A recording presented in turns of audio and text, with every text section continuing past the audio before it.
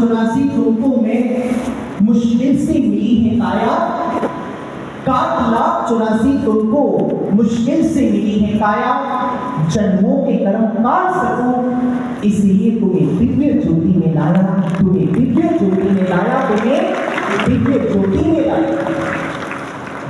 आगे दे ब्रह्म ज्ञान समझाया तुमको, इसके ऊपर नहीं कोई ज्ञान, इससे ऊपर कुछ भी नहीं है इस ब्रह्म ज्ञान के ऊपर। महाराज कहते थे ब्रह्म ज्ञान समझाया तुमको, इसके ऊपर नहीं है कोई ज्ञान, साधारण नहीं तुम्हें रहने दूंगा, तुम्हारी होगी अलग पहचान। हे तरस रहे जो ऋषि मुनि भी, हे तरस रहे जो ऋषि मुनि भी, वो तुम सबने अवसर पाया, काट सको तुम्हारे कर्म में, इसलिए तुम्हें दिव्य ज्योति में लाया, इसलिए तुम्हें दिव्य ज्योति में लाया। लास्ट लाइन, क्यों भाग रहे हो अवसर छोड़, क्यों भाग रहे ये अवसर छोड़, तुम सेवा से करके किनारा, कोई चूक न जाए अवसर ये, हर पल रहता मुझे फिक्र तुम्हारा, हर पल रहता मुझे फिक्र तुम्हारा। जो युग आया है आशुतोष का, जो युग आया है आशुतोष का, ना ये पहले कभी भी आया, तुम्हारे जन्मों के कर्म काट सकूं इसलिए तुम्हें दिव्य ज्योति में लाया, इसलिए तुम्हें दिव्य ज्योति में लाया। महाराज कहते इसीलिए तुम्हें लेकर आया हूं, लेकर आए देना, अब बने रहना कि आपका काम है, डटे रहना कि आपका काम है। महाराज जी को लेकर आ गए, अब इस दरबार के अंदर बने रहे, डटे रहे, और आगे इसी भाव से समय हो गया है गुरु पूजन का। सभी तैयार हैं गुरु का पूजन करने के लिए, और गुरु का पूजन करने से पहले हम नया वर्ष की बना रहे आज आपके साथ, और इस नए साल का नाम जानते क्या है? विक्रमी संवत 2083। नए साल का नाम, नए साल का नाम ऋषि मुनियों ने पहले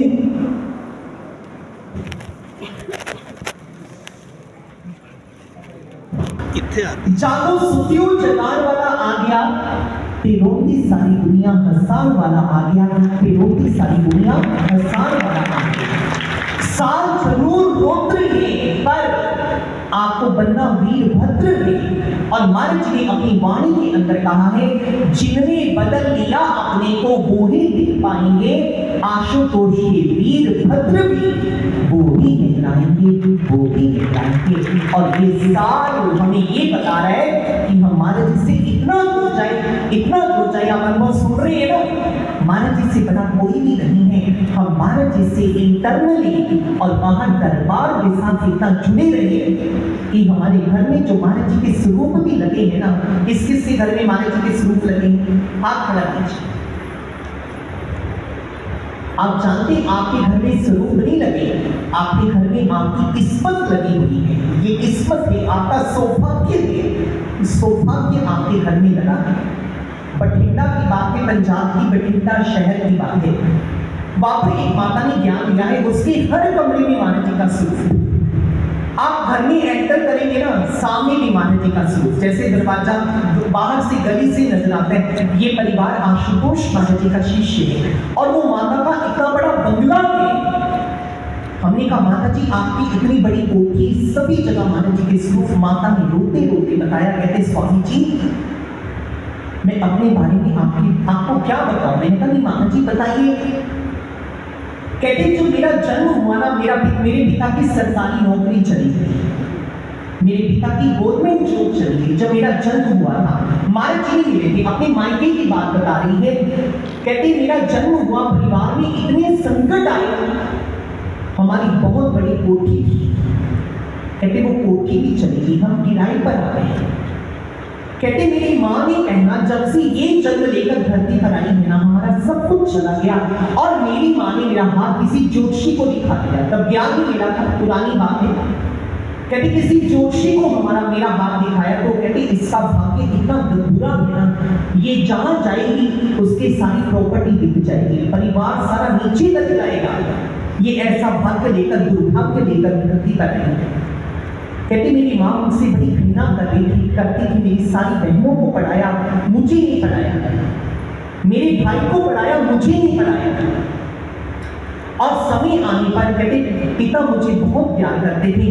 मेरे पिता ने कहा कि मेरी मृत्यु के बाद तेरी माँ तुझे पूछेगी। और मेरे पिता बीमार बहुत रहते थे। कहते एक अच्छा लड़का देकर जिसकी सरकारी नौकरी थी, कहते मेरी शादी कर दी। कहते पहले मुझे अपने दुर्भाग्य पर विश्वास नहीं था। कहते इनके साथ शादी करते जब मैं इनके घर में आई, इनकी नौकरी भी चली गई। देखो अपने पति की बात करी, कहते मेरे पति की नौकरी भी चली गई। कहते इनका इतना बड़ा घर था, कर्जे में ऐसा फंसे कि घर भी चला गया। कहते किराए पर हम आ गए। कहते पहले तो जब तक मायके में थी तब तक मुझे अपने दुर्भाग्य पर कोई विश्वास नहीं था। अब तो कहते मुझे विश्वास हो गया कि मैं ऐसा भाग्य लेकर धरती पर आई हूं जहां जाऊंगी उस परिवार का सब कुछ खत्म हो जाएगा। कहते मेरा पति भी मेरे से नफरत करने लग गया। और कहते मैं ईश्वर से मृत्यु मांगती थी कि मुझे मौत आ जाए, मुझे मौत आ जाए, मैं मर जाऊं। कहते मैंने बार बार मौत मांगी और सच्चे दिल से मौत मांगी, मांग बोल रही थी। और कहते जिस घर में रह रहे थे किराए के मकान में, कहते उस घर में आशुतोष महाराज जी की कथा का एक न्योता आ गया, इनविटेशन कार्ड आ गया, इनविटेशन कार्ड आ गया। कहते जैसे न्योता आया, महाराज जी का स्वरूप लगा था, शिव कथा थी, भगवान शिव कथा। कहते महाराज जी का स्वरूप देखा, कहते महाराज जी का स्वरूप देखकर मन गदगद हो गया। महाराज जी का स्वरूप देखकर मन गदगद, दिल से आवाज आई, ये मेरे अपनों से भी अपने हैं। आप याद कीजिए महाराज जी के साथ प्रथम भेंट जब आप कभी महाराज जी से मिले होंगे नूर महल, तो आप बड़ा रोए होंगे। आपने सोचा होगा रोएंगे नहीं, पर महाराज जी के पास बैठते ही आंखों से बरबस आंसू निकल आते हैं, क्योंकि वो भगवान मेरा आत्मा बड़ी रोती है महाराज जी के पास बैठकर। कहते मैं बड़ा रोई महाराज जी का स्वरूप देखकर। कहते मैंने कथा सुनी, ज्ञान मिला। ज्ञान मिलने के बाद जैसे जैसे ज्ञान लेकर मैं स्वरूप छोटा सा महाराज जी का स्वरूप लेकर घर आई। कहते अभी स्वरूप लेकर आई ही थी, महाराज जी की कृपा देखी, मेरे पति की नौकरी दोबारा वापस आ गई। मेरे पति की नौकरी अभी स्वरूप घर में आया। कहते मेरा जो पति मेरे से नफरत करता था वो मुझसे प्रेम करने लग गया। कहते कौन कहता तू दुर्भाग्यशाली है, देख मेरी नौकरी दोबारा आ गई। कहते मैंने कहा नौकरी नहीं आई, ये घर में आ गई, ये स्वरूप करने आ गई, महाराज जी करने आ गई, क्या लेकर आई।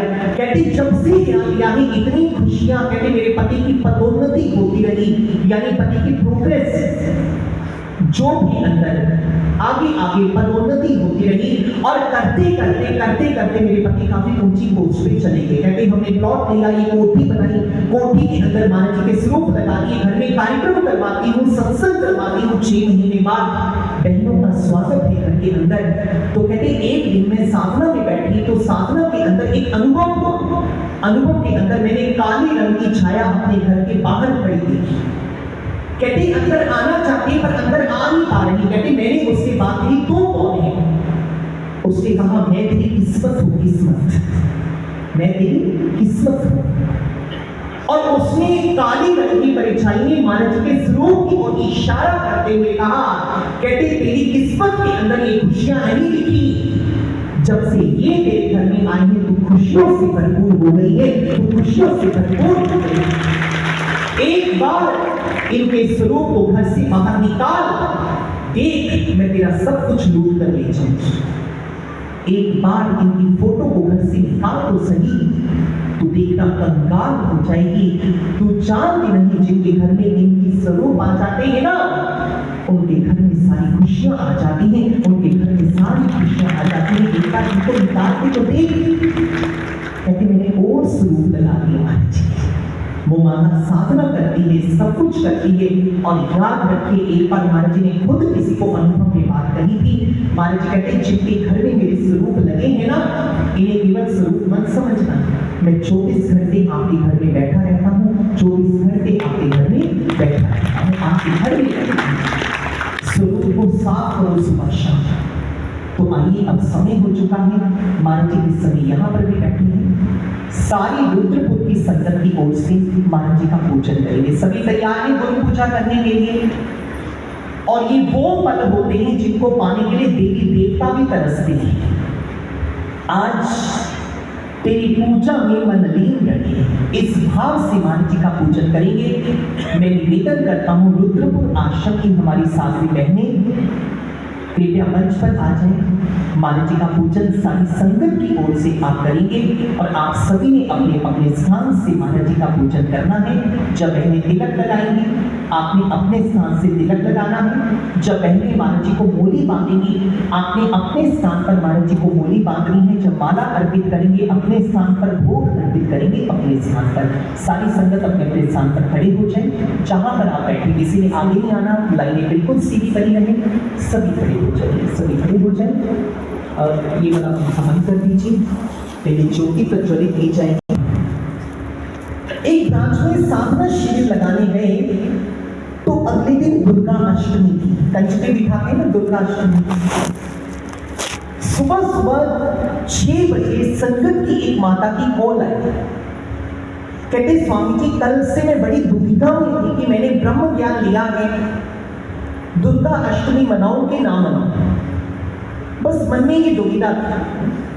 कहती आज सुबह साधना में बैठी शेरा वाली माता मेरे अनुभव में आ गई। शेरा वाली माता मेरे अनुभव में आ गई। आज सुबह 4 बजे, 6 बजे उन्होंने मुझे कॉल की, 4 बजे शेरा वाली माता उनके अनुभव में आई। कहते शेर पे सवार बड़ी खुश, और शेरा वाली माता ने हाथ जोड़कर मुझे प्रणाम किया। शेरा वाली माता ने हाथ जोड़कर मुझे प्रणाम किया।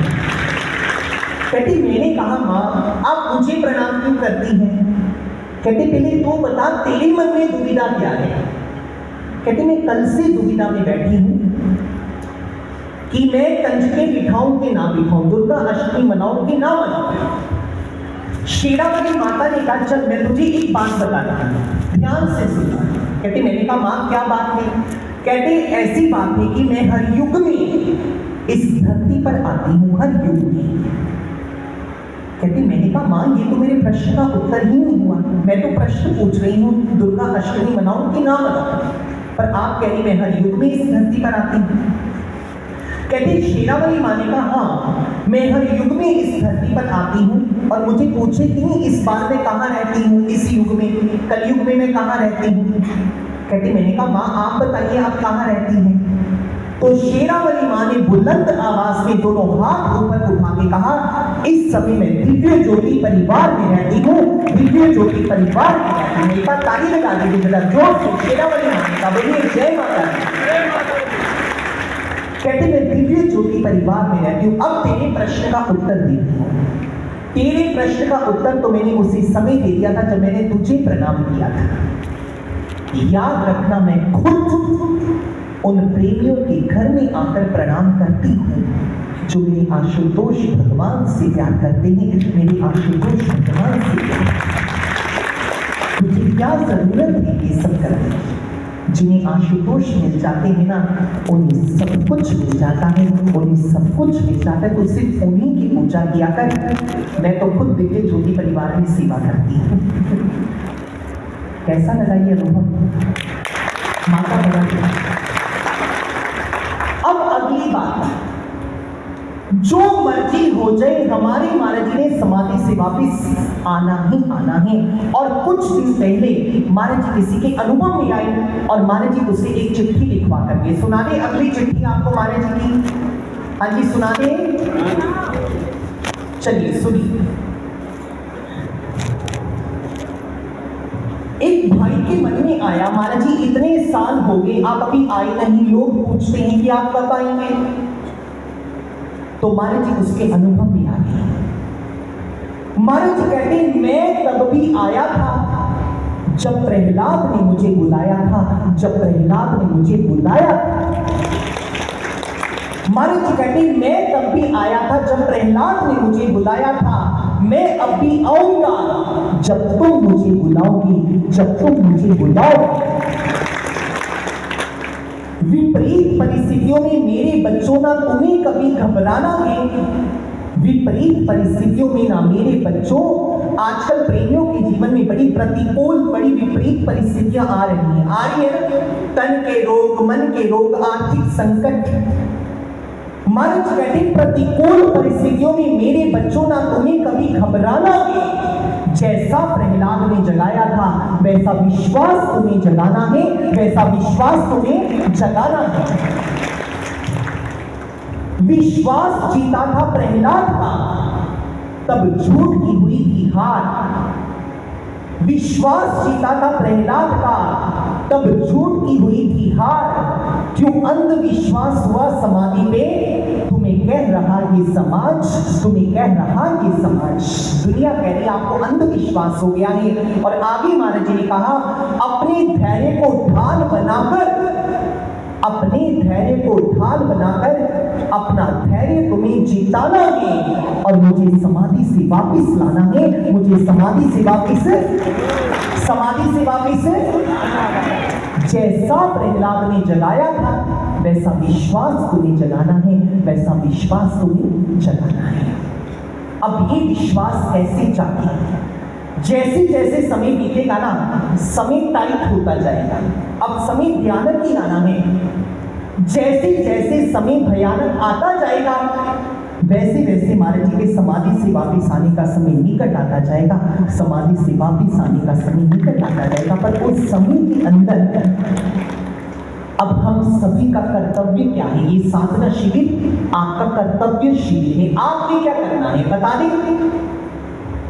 हम अभी पंजाब के अंदर साधना शिविर लगाएंगे। महाराज जी ने 2026 के आरंभ में अनुभव में आकर कहा आपने 2 कार्य करने हैं मेरे सभी प्रेमियों ने, 2 कार्य। सबसे पहले ऋषियों का तप। क्या करना है? ऋषियों का तप। सभी बोलिए क्या करना है? आप थोड़ा बोलने का तप करें।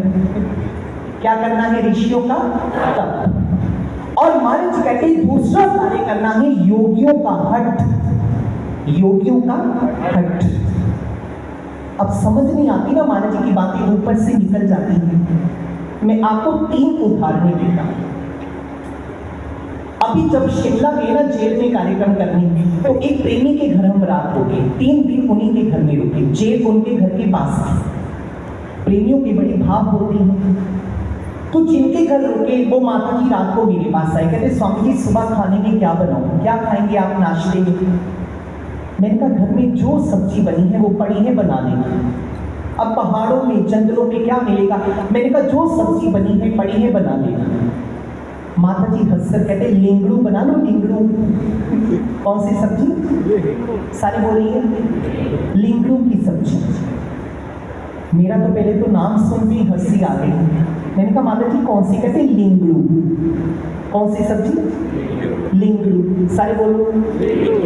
खानी है? अगली बार लेकर आऊंगा। कहते लिंगड़ू। मेरा तो हंस के बुरा हाल हो गया। मैं कहा नाम कैसा है, खाने में कैसे? कहते बड़ी प्यारी सब्जी होती है, जंगली सब्जी है, पौष्टिक होती है, बड़े उसमें विटामिन, प्रोटीन्स, पोटेशियम्स होती हैं। तो मैंने कहा बना लो, वही खा लेंगे। एक हो गया लिंगड़ू। फिर हम गए और आगे पहाड़ों में, ठंड बड़ी थी, तो माता जी के घर गए। माता जी इतने खुश, कहते वाह जी वाह, आज नूर महल से स्वामी जी आए, हम आपको चित्रोल खिलाएंगे। क्या खिलाएंगे? चित्रोल। खानी है? चित्रोल। मैं तो हैरान हो गया। मैं कहा 10 नंबर तो मेरे जूते का भी है, क्योंकि हमारे यहाँ पर चित्रोल कहते चित्रों को, जूते चप्पल को। मैं तो डर गया। मैं कहा बताओ माता जी के घर आए हमें चित्रोल खिलाएंगे? तो उनके वहां पर एक स्वीट डिश को चित्रोल कहते हैं, मीठी डिश होती है उसको चित्रोल कहते हैं, गरम गरम होती है तो उसे चित्रोल कहते हैं। अच्छा फिर हम गए हरियाणा। हरियाणा में गए तो एक माता जी के घर गए, कहते आज आपको चांटा खिलाएंगे। क्या खिलाएंगे? ठीक, खावे चांटा। अब आपके यहाँ चांटा किसे कहते हैं बताइए जरा। ऐसे कहते हैं चांटा पड़ेगा मुंह पर। मैं बड़ा हैरान। मैं कहा माता जी अब हमें चांटा खिलाएंगे? मैं कहा माता जी हम चांटे थोड़ी ना खाने आए हैं। कहते नहीं, चाटा, चाय की तरह बनता है चाटा, जैसे टाटा वैसे चाटा। तो उन्होंने चांटा पिलाया हमें ना। अब मैं ना एक दिन महाराज जी के स्वरूप के आगे बैठा नूर महल में, महाराज जी से बातें करूं। मैंने कहा महाराज जी आपकी बनाई हुई दुनिया के अंदर कैसे कैसे शब्द हैं, चित्रौल, चाटा, लिंगड़ू, दुनिया आपने बनाई, कैसे कैसे शब्द हैं। मैंने कहा आपकी बनाई दुनिया के शब्द हमें समझ नहीं आ रहे, और आप खुद जो हमें शब्द बोलते हैं वो हमें कैसे समझ आएंगे, वो हमें कैसे समझ आएंगे, आप समझाएं तो ही हमें समझ आ सकते। सही बात है ना।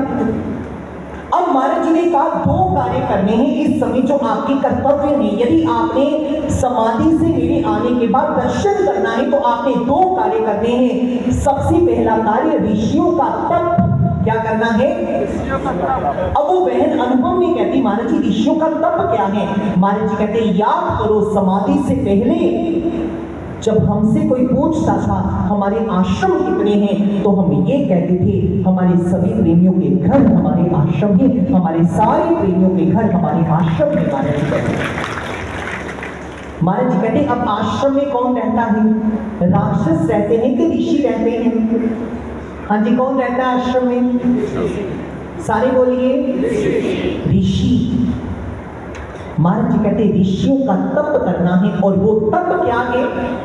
अब याद करो महाराज जी कहते समाधि से पहले मैंने एक वचन लिखा जिसमें कहा जुड़े रहेंगे जो कि हमारे तप से निर्मित नीड़ से, हीरो से वो अलग दिखेंगे कांच करीज की भीड़ से। महाराज जी कहते आपको मेरे बनाए हुए आश्रम के तप से हमेशा जुड़े रहना है, हमेशा जुड़े रहना है महाराज जी कहते। और वो तप जो आपके क्षेत्र में आश्रम है, अब रुद्रपुर की संगत बैठी है यहाँ पर, किच्छा की संगत है, रुद्रपुर, बिलासपुर और भी गांव से संगत आई होगी, शायद मुझे नाम नहीं पता सभी के। आपका सबसे पहला तप जो महाराज जी इस समय के लिए करने के लिए कह रहे हैं, और वो क्या है? रविवार का सत्संग। क्या है? सारे बोलिए, इस बात को सीरियस ले लो। शेड बन रही है ना मैं, अब बधाई हो, नए शेड में सत्संग हुआ करेगा, नए शेड में सत्संग हुआ करेगा, ये भी आपके लिए बधाई। पहले उसका उद्घाटन होगा, उसमें भी आपने आना है। तो आप देखिए अब नया शेड बन रहा है नए संकल्पों के साथ। मैंने शेड देखा और आज बैठी संगत देखी। संगत देखो जरा, शेड छोटा पड़ने वाला हमारा, पड़ ही गया लग रहा। अभी तो आप अपने परिवार को नहीं लेकर आए, आपको ब्रह्म ज्ञान नहीं आएंगे यहाँ पर। शेड नया बनने वाला है, और ये बात सारी प्रेमी पल्ले बांध ले। यदि आप रविवार के सत्संग में नहीं आएंगे ना, अब जो अनुभव हुए एक साल शिविर में, अब बस मेरा ये सेकंड लास्ट शिविर है, अगला शिविर मौका में होगा, बस फिर सातवां शिविर सर्दियों के खत्म, फिर आगे गर्मियां आ रही। तो जितनी शिविर इस साल लगे 2025-26 में सर्दियों में, महाराज जी कहते सारे प्रेमियों को बता दो रविवार का सत्संग कभी ना छोड़े। जो प्रेमी रविवार सत्संग में आते ही मैं उन्हें इतनी शक्तियां प्रदान करता हूं, जब मैं समाधि से लौट कर आऊंगा वो सारे प्रेमी नवयुग में प्रवेश करेंगे, वो सारे प्रेमी नवयुग में प्रवेश करेंगे, और दुखों की आंधी उनका बाल भी बांका नहीं कर पाएगी। आज नए साल में नया संकल्प ये ले कि हम कभी रविवार का सत्संग नहीं छोड़ेंगे।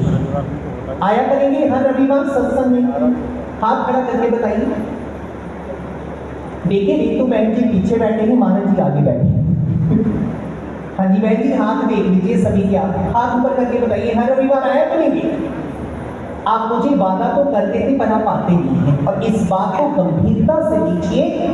यदि आप रविवार सत्संग में नहीं आएंगे ना, महाराज जी किसी के अनुभव में आए, महाराज जी कहते यदि आपकी टांगे आपके पैर आपको रविवार सत्संग में नहीं लेकर आते तो इन पैरों से कभी आशा मत रखना कि तुम्हें नवयुग में भी ले जाएंगे। जब मैं समाधि से लौट कर आऊंगा, जब मैं समाधि से लौट कर आऊंगा, हर रविवार सत्संग में आने का नियम बनाया। ये नियम महाराज जी ने बनाया है। कलम सितारगंज गए, सितारगंज में एक माता मिली, क्योंकि सितारगंज में महीने में एक सत्संग होता है इसी सोना के अंदर। तो वो माता कहती काश मेरा घर रुद्रपुर आश्रम के आसपास होता तो मैं हर रविवार सत्संग में जाती। और आप कितने सौभाग्यशाली हैं, आज तो शिविर रुद्रपुर में लग रहा है।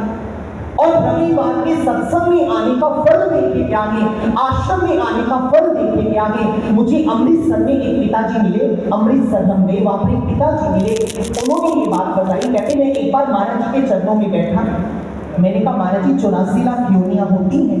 महाराज जी कहते हैं हाँ, और सबसे बड़ी बात जो इन योनियों में कष्ट भोगने पड़ते। महाराज जी कहते सबसे बड़ी बात जो इन योनियों में कष्ट भोगने पड़ते हैं। कहते मैं डर गया, मैंने हाथ जोड़ के कहा महाराज जी 84 के चक्कर में ना जाना पड़े क्या करें। अब एक बार आप महाराज जी का स्वरूप देखिए, महाराज जी ने कितनी आसान कर दी है भक्ति। उन प्रेमी ने महाराज जी को कहा महाराज जी 84 के चक्कर में ना जाना पड़े तो क्या करें। महाराज जी हाथ ऊपर कर बुलंद आवाज में कहते, महाराज जी कहते मेरे आश्रम के चक्कर काट लो, मैं तुम्हें कभी 84 के चक्कर में नहीं जाने दूंगा, कभी 84 के चक्कर में नहीं जाने दूंगा। ताली लगाइए जरा महाराज जी मेरे गुरु ने भक्ति कितनी आसान कर दिया। बताइए क्या ऐसा गुरु हमें मिलेगा हर युग में? कितनी आसान भक्ति कर दी। पर हमारे प्रेमियों की हालत देख लीजिए, सबकी बात नहीं मैं कर रहा, इधर उधर जाते रहेंगे, नूर महल नहीं आया जाता तब टांगे दर्द करने लग जाती, आश्रम में ही रविवार आया जाता तब बीमारियां याद आ जाती हैं। और आशुतोष भगवान ने खुद, ये कोई अनुभव भी नहीं है, उस प्रेमी ने खुद महाराज जी के पास बैठकर ये बात की है। महाराज जी कहते मेरे आश्रम के चक्कर काट लो, मैं तुम्हें कभी 84 के चक्कर में नहीं जाने दूंगा। कितना फल है आश्रम में आने का। एक बार मेरे पीछे बोलिए क्या कहा महाराज जी ने, मेरे आश्रम के चक्कर काट लो, कभी 84 के चक्कर में नहीं जाने दूंगा। कितनी आसान कर दी भक्ति महाराज जी। आश्रम में आओ, अपने बच्चों को ज्ञान दिलवाओ, बच्चे इतने बड़े हो जाते अभी तक ज्ञान नहीं दिलवाया। अपने परिवार को सत्संग में लेकर आओ, 6 महीने में एक सत्संग अपने घर में जरूर करवाओ। हालांकि साथी बहनों के पास इतना समय नहीं है, ये ब्रांच बहुत बड़ी है, फिर भी कोशिश कीजिए कि कम से कम 6 महीने में एक सत्संग आपके घर में जरूर हो। इस बात का ध्यान आपने रखना है, आप रखिए इस बात का ध्यान। तीसरी बात, सत्संग में तो आते हैं पर समय पर नहीं आते। ये बात मुझे सुबह साधना में याद आई। महाराज जी एक माता बड़ी लेट आती थी सत्संग में, तब आती थी जब लास्ट वाला भजन लगने वाला होता था और लंगर खा के चली जाती थी। महाराज जी आगे उसके अनुभव में एक दिन महाराज जी कहते तुम्हें पता है मैं भक्तों के भावों के अनुसार उनके पास आता हूं। कहते महाराज जी कैसे? महाराज जी कहते आप समय से पहले सत्संग में आएंगे तो आपका आशुतोष आपके हर दुख में समय से पहले आ जाएगा, आपके हर दुख में समय से पहले आ जाएगा। आप समय पर आएंगे सत्संग में तो आपका आशुतोष भी आपके हर दुख में समय पर आएगा, और आप समय के बाद आएंगे सत्संग में तो आपका आशुतोष भी समय के बाद आएगा। अब आप बताइए महाराज जी समय से पहले चाहिए कि समय के बाद है? अब आज नहीं आई तो क्या करना पड़ेगा, सत्संग में भी समय से पहले। अगली बात, सेवा कीजिए, तन से मन से धन से सेवा कीजिए। महाराज जी अनुभव में आकर, मेरे पास समय इतना नहीं है, महाराज जी अनुभव में आकर बार बार कह रहे हैं अब मैं आपको सेवा नहीं दे रहा, आपको लंबी उम्र का दान दे रहा हूँ, लंबी उम्र का दान दे रहा हूँ, लंबी उम्र का दान दे रहा हूँ, सेवा नहीं दे रहा, लंबी उम्र दे रहा हूँ। महाराज जी कहते हैं बच्चों को सेवा में भेजिए, खुद आइए। मैं रितु बहन जी के पास बैठा, कहते हैं सेवादार यहाँ के बहुत अच्छे, माताएं बहनें भाई एक बार ताली लगा दीजिए, उन्होंने आपकी बड़ी तारीफ की है कि सेवादार बहुत अच्छे। लाल कुआं में कथा आ रही है, कौन सा कुआं? हाँ जी, काला कुआं नहीं है, लाल ही है। ताली लगा दीजिए, लाल कुआं में कथा आ रही है, उससे खूब सेवा कीजिए। कार्ड बांटने की सेवा लगती है, सेवादारों की। अब ये शेड बन रहा है, मैंने कहा बहन जी शेड कितना खर्चा आया? बहन जी ने बताया, कहते सारी सेवा संगत ने दी है, मैंने सिर्फ फोन पे का सेवा देनी है, सभी ने बढ़ चढ़ कर सेवा दी है। याद रखना, धन की सेवा आ जाए, तन की सेवा आ जाए, महाराज जी का दरबार ऐसा है। मैं ना मध्य प्रदेश गया 6 महीने मेरे मध्य प्रदेश, वहां पर एक प्रेमी के घर गए, आलीशान बंगला, आप देखो टॉयलेट में भी एसी लगे हुए हैं, टॉयलेट में इतनी अमीरी है घर में, और कोने कोने में बड़ी दिव्यता। जब वो परिवार बैठा, मैंने कहा आपके घर में माता जी दिव्यता बहुत है। वो माता जी रोने लगे, भैया भी रोने लगे। मैंने कहा आप रो क्यों रही हैं? कहते स्वामी जी जानते हैं हम किसकी कुल में से? मैं कहा माता जी किसकी कुल में से? रोते रोते उन्होंने कहा हमारे पूर्वज सुदामा जी थे, हमारे पूर्वज सुदामा जी थे, सुदामे की कुल में से। मैं हैरान, मैं कभी उन प्रेमियों को देखूं, कभी उनका घर देखूं और कभी महाराज जी को प्रणाम करूं, महाराज जी आज आपने मुझे उनसे मिला दिया जो सुदामा की पीढ़ी में से। तो उन्होंने कहा स्वामी जी जब हमें ज्ञान मिला था ना, हमने अनुभव में देखा सुदामा कृष्ण को चावल दे रहा है, कृष्ण को चावल, सुदामा जी कृष्ण को चावल दे रहे हैं। कहते जब सुदामा जी कृष्ण को चावल दे रहे थे, हमने देखा भगवान कृष्ण कभी आशुतोष महाराज जी बन जाए, कभी कृष्ण बन जाए, कभी आशुतोष महाराज जी बन जाए, कभी कृष्ण बन जाए। कहते हम बड़े हैरान हुए।